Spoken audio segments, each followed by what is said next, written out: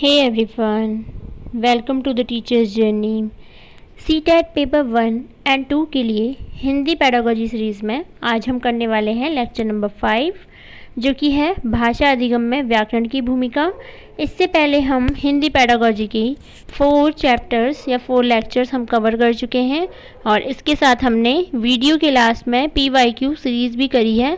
So video को last तक देखिएगा और पिछली वीडियोस की लिंक प्लेलिस्ट आपको डिस्क्रिप्शन बॉक्स में मिल जाएगी। So let's start. सबसे पहले हम जान लेते हैं कि भाषा अधिगम में व्याकरण की क्या भूमिका है। तो भाषा वह शास्त्र है जिसके द्वारा मनुष्य को शुद्ध रूप से पढ़ना और लिखना आता है। वे पढ़ना और लिखना सीखते हैं और व्याकरण भाषा की अनुगामिनी है। व्याकरण जो है वो भाषा का अनुगमन करती है। पतंजलि ने कहा है व्याकरण शब्दानुशासन है। व्याकरण क्या है? शब्दानुशासन, शब्दों का अनुशासन है। पहले भाषा का विकास होता है तब उसका व्याकरण बनता है। भाषा शिक्षण में व्याकरण जाना अनिवार्य है, यानी कि भाषा शिक्षण के लिए व्याकरण को जानना ही पड़ेगा।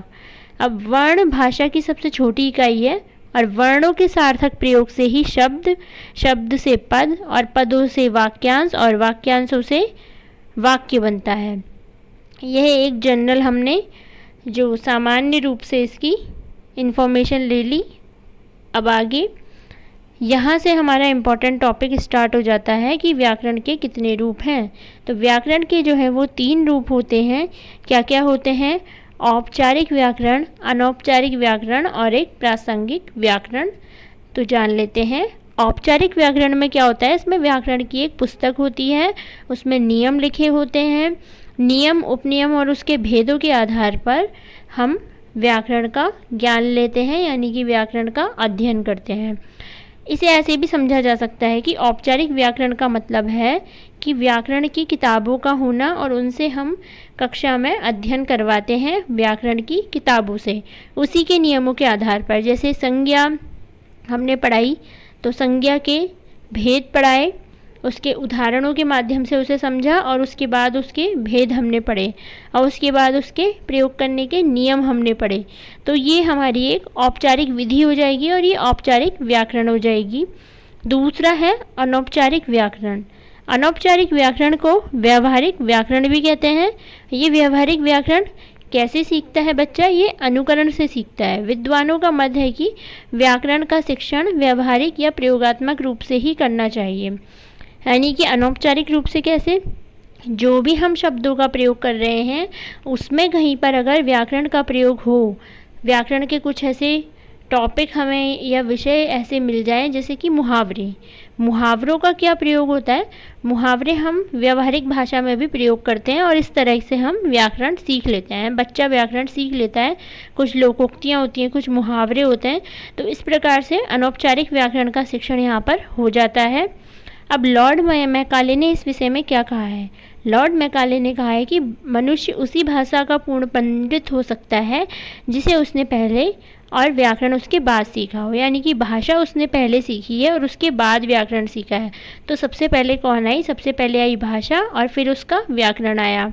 यह प्रश्न काफ़ी बार पूछा जाता है कि सबसे पहले किसका विकास हुआ? तो सबसे पहले भाषा का विकास हुआ और उसके बाद उसके व्याकरण यानी कि नियम बाद में बने।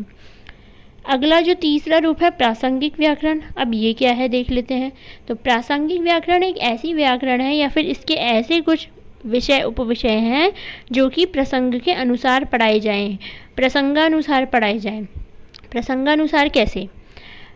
अगर हम हिंदी में या फिर इंग्लिश में हम कुछ कोई भी स्टोरी या कुछ भी हम पढ़ा रहे हैं, कहानी हम पढ़ा रहे हैं या कविता हम पढ़ा रहे हैं, तो उसमें जो व्याकरण आ जाती है उसमें पीछे अभ्यास प्रश्न में कुछ प्रश्न ऐसे आ गए या पढ़ाते समय कुछ ऐसे शब्द आ गए जो प्रसंग के अनुसार हैं, तो ये प्रासंगिक व्याकरण हो जाएगा। जैसे कि विलोम शब्द अगर पीछे उसमें दिए हुए हैं या कोई पर्यायवाची दिया है, जैसे कि मेघ बरसे दिया है, तो हम बताएंगे कि मेघ मतलब क्या होता है? बादल होते हैं। तो इस तरह से इसका पर्यायवाची हमें किस में मिल गया? हमें इसका पर्यायवाची मिल गया अपनी हिंदी की कविता में। और ये प्रसंग के अनुसार आया। इसी हिसाब से हम सीख लेते हैं गद्य की पुस्तक में या पद्य में, जैसा इसमें लिखा हुआ है। उदाहरण की सहायता से नियम निकाले जाते हैं और अलग से कक्षा ना दे करके गद्य की कक्षा में उसको हम पढ़ लेंगे।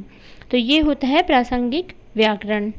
अब व्याकरण शिक्षा के उद्देश्य क्या क्या है, हम व्याकरण क्यों पढ़ाएं या हम व्याकरण क्यों पढ़ें।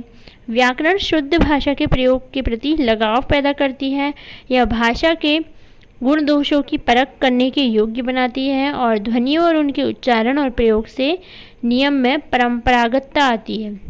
वर्ण विचार, शब्द विचार, वाक्य विचार में आने वाले प्रत्येक बिंदु को सही रूप से प्रयोग करना हम सीखते हैं। विराम चिन्ह सीखते हैं, मुहावरे, लोकोक्तियाँ सीखते हैं और रचनात्मक लेखन जो कि अभिव्यक्ति का स्तंभ है, इसे भी हम किससे सीखते हैं, व्याकरण से सीखते हैं।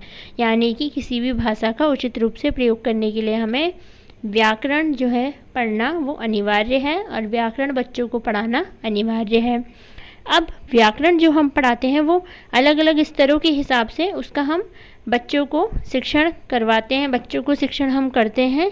जैसे कि प्राथमिक स्तर पर जो हमारे विधियाँ हो जाएंगी वो अलग हो जाएंगी और माध्यमिक स्तर पर अलग हो जाएंगी, तो उसी हिसाब से हम बच्चों को पढ़ाएंगे। तो सबसे पहले देख लेते हैं कि प्राथमिक स्तर पर शिक्षण की क्या विधियाँ होती हैं।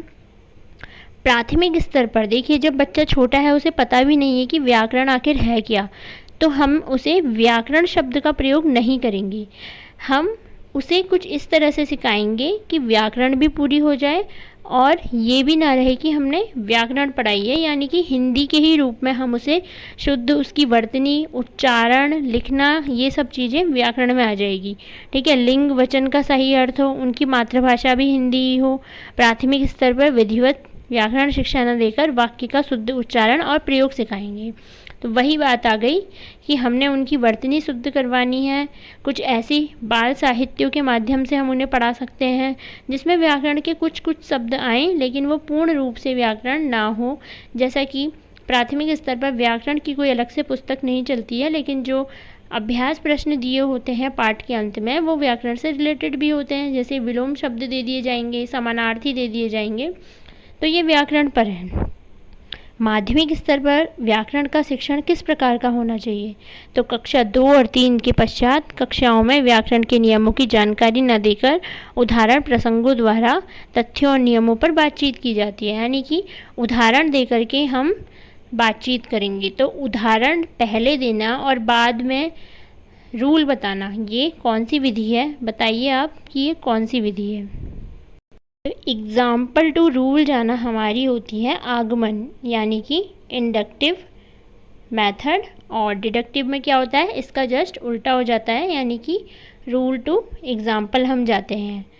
तो व्याकरण शिक्षण के लिए भी बहुत सारी विधियां हैं जो प्रयोग में लाई जाती हैं। व्याकरण शिक्षण के लिए कौन कौन सी विधियां प्रयोग में ली जाती हैं, आइए देख लेते हैं। तो सबसे पहले इसमें विधि यही दी हुई है, आगमन विधि। आगमन विधि है सर्वोत्तम विधि है, बच्चों को उदाहरण के द्वारा सब सिखाया जाता है। यानी कि आगमन में पहले हमने उदाहरण बताया और उसके बाद हम नियमों तक लेकर के गए। जैसे कि हमने पढ़ाई संज्ञा, तो पहले हमने उसका उदाहरण बता दिया और फिर उसके बाद बताया कि किसी प्राणी, वस्तु, स्थान या भाव के नाम को संज्ञा कहते हैं। उससे पहले हमने संज्ञा के उदाहरण क्या दे दिए कि ये टेबल है, ये संज्ञा है, ये कुर्सी, ये संज्ञा है, ये किसी का नाम अगर हमने लिया, ये राम, ये संज्ञा है, किसी स्थान का नाम लिया वह भी संज्ञा है, इस तरह से। और निगमन विधि दूसरे नंबर पर आती है, जिसमें हमने क्या करा, परिभाषा बताई और नियम बताया, फिर उदाहरण दिए, यानी कि जस्ट इसका उल्टा कर दिया। और निगमन विधि का विशेष रूप से हम प्रयोग कहाँ पर करते हैं, निगमन विधि का प्रयोग किया जाता है गणित के शिक्षण में, जिसमें हम पहले नियम बताते हैं और उसके बाद हम उन फॉर्मूले का यूज़ करके क्वेश्चन को करते हैं। इसकी बात हम करेंगे मैथ्स पेडागोजी की क्लास में। अगली विधि है खेल विधि। तो खेल विधि द्वारा व्याकरण शिक्षण, जैसे कि फ्लैश कार्ड, शब्द लड़ी, वाक्य पहेली, स्त्रीलिंग वस्तु का चुनाव और पुल्लिंग वस्तु का संग्रह करना, इन सब की सूची बना करके खेल विधि हम बच्चों से करवा सकते हैं। अगली विधि है हमारी संसर्ग विधि। संसर्ग विधि में क्या होता है, संसर्ग विधि में किसी ऐसे हम शिक्षक या किसी ऐसे जानने वाले व्यक्ति को ला करके बच्चों से व्याकरण के विषय में हम बात करवाते हैं, यानी कि किसी सब्जेक्ट स्पेशलिस्ट को हम लेकर के आएंगे, हिंदी व्याकरण के स्पेशलिस्ट को लेकर के आएंगे, बच्चों की उनसे बातचीत करवाएंगे तो बच्चे अधिक सीखेंगे। अगली विधि है हमारी सहयोग विधि। सहयोग विधि में क्या करेंगे, पाठ्यपुस्तक के गद्य और काव्य पढ़ाते पढ़ाते उसी में व्याकरण के नियमों को इस प्रकार परिचय देंगे कि लगे ही नहीं कि व्याकरण पढ़ाई जा रही है। जैसे कि हमने काव्य में कोई काव्य खंड में यानी कि कविता में हमने 4 पंक्तियाँ पढ़ी। अब 4 पंक्तियाँ पढ़ी तो उसमें किसी की उपमा हो रही है, तो हमने उपमा अलंकार बता दिया कि यहाँ पर उपमा अलंकार है, तो बच्चों को तो पता ही नहीं चला कि हमने व्याकरण पढ़ ली। या फिर उसमें और कुछ ऐसे शब्दों का प्रयोग किया है जो समानार्थी हैं, शब्द पर्यायवाची हैं, तो उनका हमने उसमें प्रयोग बता दिया कि यहाँ पर इस शब्द का ये मतलब भी होता है। तो ये होती है हमारी सहयोग विधि। इस प्रकार हमने देखा कि व्याकरण के शिक्षण के लिए यह ज़रूरी नहीं है कि व्याकरण की कक्षा अलग से हम लगाएं या व्याकरण शब्द का भी प्रयोग करें या अलग से पाठ्यपुस्तक इसके लिए लगाएं, उसको पढ़ाएं। ये व्याकरण का शिक्षण हम जो सामान्य हमारी हिंदी भाषा की पुस्तिका है उससे भी कर सकते हैं और उससे काफ़ी प्रभावी ढंग से हो सकता है, क्योंकि घटनाक्रम को पढ़ते हुए या बाल साहित्य को पढ़ते हुए या फिर काव्य खंड कविता को पढ़ते हुए बच्चे अलग से अच्छे से समझ पाएंगे, वो ज़्यादा अच्छे से इसको रिलेट कर पाएंगे और चीज़ों के साथ। अब हम इसके कर लेते हैं प्रैक्टिस सेट, यानी कि प्रैक्टिस क्वेश्चंस। पहला प्रश्न है, उच्च प्राथमिक स्तर पर व्याकरण शिक्षण की उपयुक्त प्रणाली क्या है? तो उच्च प्राथमिक स्तर की बात हो रही है, पाठ्यपुस्तक प्रणाली, समवाय प्रणाली, भाषा ससंग प्रणाली, प्राथमिक स्तर पर उपयुक्त या आगमन निगमन। तो देखिए तीसरा ऑप्शन वैसे ही गलत हो जाता है क्योंकि प्राथमिक स्तर पर प्रयुक्त प्रणाली लिखा हुआ है। तो उच्च प्राथमिक स्तर पर कौन सी प्रणाली है व्याकरण की? पाठ्यपुस्तक प्रणाली। अगला क्वेश्चन, व्याकरण शिक्षण पाठ के प्रकार होते हैं, औपचारिक, व्यवहारिक या अनौपचारिक, प्रासंगिक या फिर उपयुक्त सभी। तो मैंने अभी बताया था कि ये तीनों इसके प्रकार होते हैं व्याकरण शिक्षण के पाठ के, यानी कि उपयुक्त सभी। अगला, आदर्श हिंदी शिक्षक के लिए आवश्यक है व्याकरण का ज्ञान होना, हिंदी साहित्य का ज्ञान होना, शुद्ध उच्चारण या फिर उपयुक्त सभी। तो उपयुक्त सभी इसका सही आंसर है, ये सभी चीज़ें होनी चाहिए। अगला प्रश्न, भाषा व्याकरण भाषा का व्यवहारिक विश्लेषण है, यह परिभाषा किसने दी थी? तो डॉक्टर स्वीट ने यह परिभाषा दी थी, आप लोग पढ़ लेंगे इसे। लेखन और उच्चारण के लिए अनुकरण विधि उपयोगी है, अनुकरण विधि कहाँ पर उपयोगी है लेखन और उच्चारण के लिए?